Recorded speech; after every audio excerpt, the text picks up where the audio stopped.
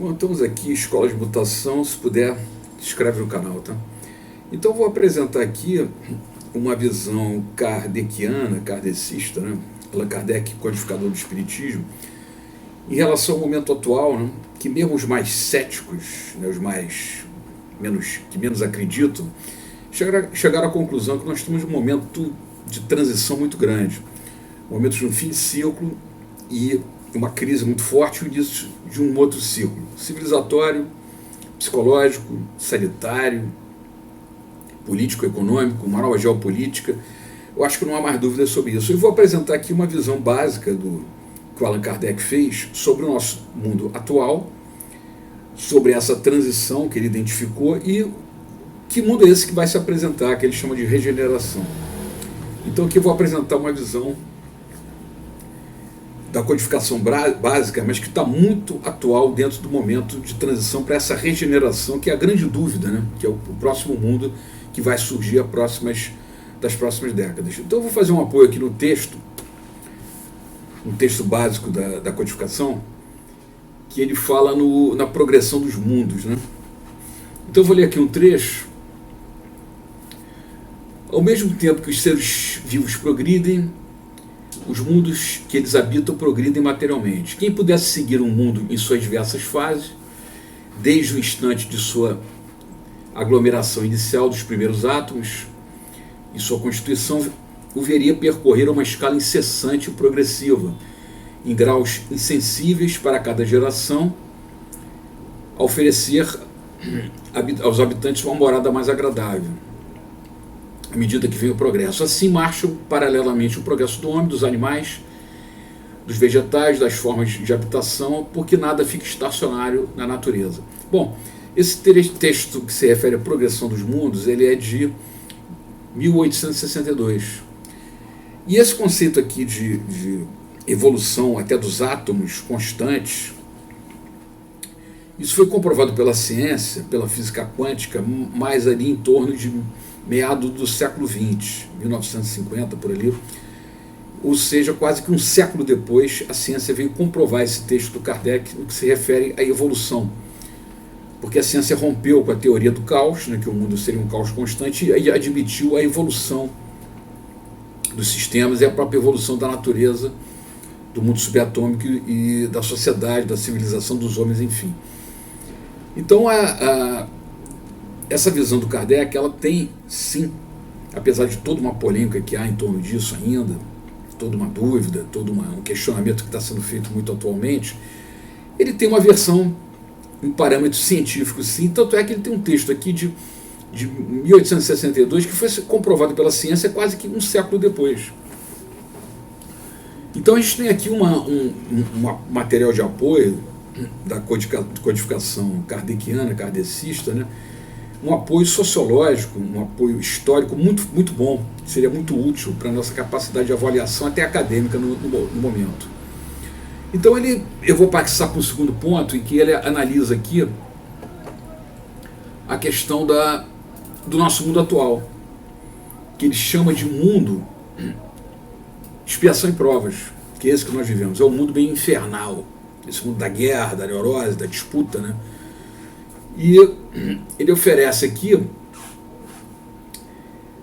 a Terra oferece, pois, um dos tipos de mundos expiatórios, de variedades infinitas. E nesses mundos, espíritos exilados têm ao mesmo tempo que lutar contra a perversidade dos homens e a inclemência da natureza, trabalho duplamente penoso, que desenvolve de uma só vez qualidade do coração e da inteligência. Você vê a perfeição aqui, a exatidão da definição do mundo que a gente vive em poucas palavras.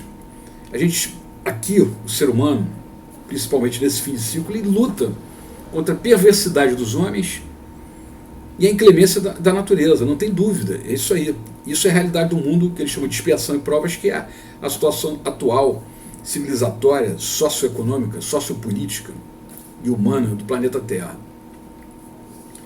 Então ele admite que com a progressão dos mundos, nós chegamos a um mundo de expiação e provas, que é uma etapa, e ele vai transitar, segundo essa evolução, para uma época seguinte, Então esse é o momento que nós estamos vivendo, é o momento do fim da expiação e provas e entrada, a transição para o mundo de regeneração. Então o grande conceito que a gente pode ter aqui, apoiado na visão do Kardec, que eu volto a dizer, isso tem um caráter científico, sociológico muito preciso.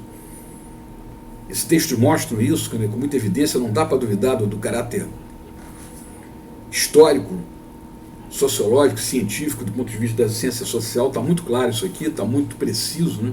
Muito bem estruturado. Então ele define aqui esse processo de transição. E para que mundo nós estamos indo? O que ele chama de mundo regenerador, né?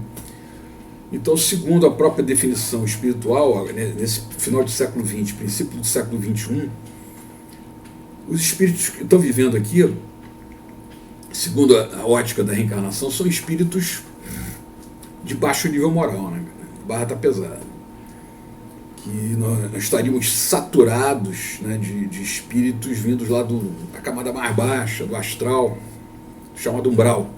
Então isso é o que a gente está vendo agora no momento. Barra pesada, conflitos de tudo quanto é jeito, e um processo de depuração muito forte, até com a chegada de crianças que estão chegando, aí que a gente vê que são crianças que têm já uma genética diferente, que tem um time diferente, né? É uma outra geração que está chegando aí para entrar nessa regeneração que o Kardec coloca aqui. Então, como é que ele define aqui no texto? Os mundos regeneradores servem de transição entre os mundos de expiação, que é esse agora, e os mundos felizes. A humanidade experimenta as vossas sensações e vossos desejos, mas está isenta das paixões desordenadas. No mundo da regeneração, que é esse que vai entrar agora, não existe mais o orgulho, a inveja que tortura, o ódio que asfixia. A palavra amor está escrita na testa das pessoas. Uma perfeita equidade, um perfeito equilíbrio regula relações sociais.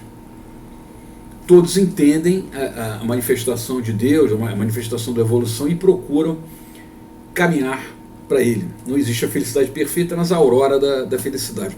Quer dizer, isso é um texto de um linguajar religioso, até meio medieval, né? Aqui 1860, né? Mas a gente pode ver que ele tem aqui, ele está definindo aqui que o mundo próximo que vem, ele vem com pessoas completamente diferentes. Ele está anunciando aqui uma genética muito mais evoluída, ele está anunciando aqui uma qualidade moral de pessoas muito maior, isso para as próximas décadas.